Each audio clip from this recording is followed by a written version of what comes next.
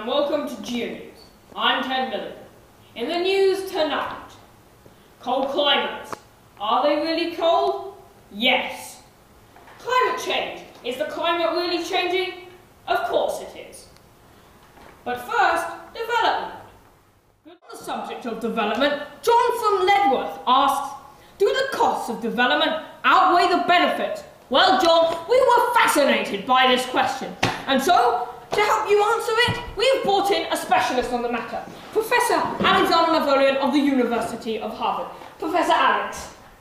Thank you for having me. Not at all, it's a pleasure as always. So, tell us, what do you have to say on this matter? And what does your new book say on the matter more? Well, my new book, The Development and Undeveloped World, really encompasses the essence of this question.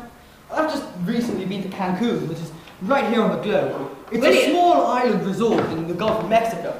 It used to have large reserves of white sand and many species of coral, plants, marine life and land life in its lagoon and in its nearby oceans. Sounds beautiful. Of course, in the 60s, when the Mexican government decided to develop this land, they kind of loosened laws and allowed hotel tycoons to bribe the officials, and so suddenly a huge overdevelopment span happened on this tiny island.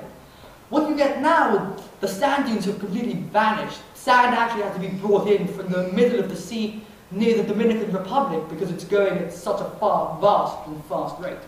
Thank you, Alex. Not only that, but also marine life and land life is completely obliterated. The manatee, once indigenous to the lagoons, is completely dead now. And really, what happens is, what is the cost of development?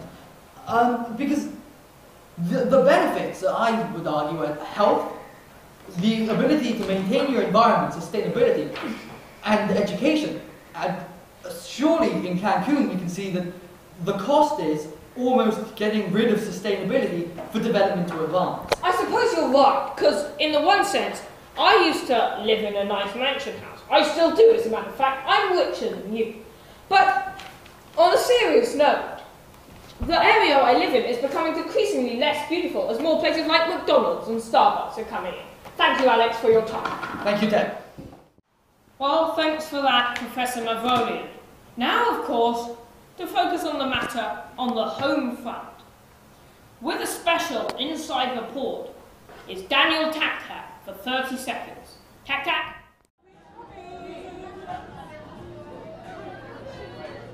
Thanks, Ted. I'm here at McDonald's restaurant.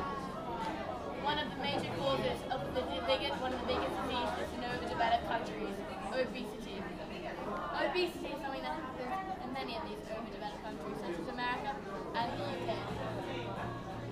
This is not one of the only causes, but these big franchises, such as McDonald's and Burger King, addictive on the outside, crowned with fat on the inside. Back to you in the studio, Ted. Thank you, Daniel, for that report. Development. Good thing? No. Well, I'm afraid that's all we've got time for tonight on GeoNews. Join us next week when we'll be focusing on desert areas and warm climates and how they affect us at home. Well, from Daniel, it's good night, and for myself, it's good night. Thank you for watching. Good night.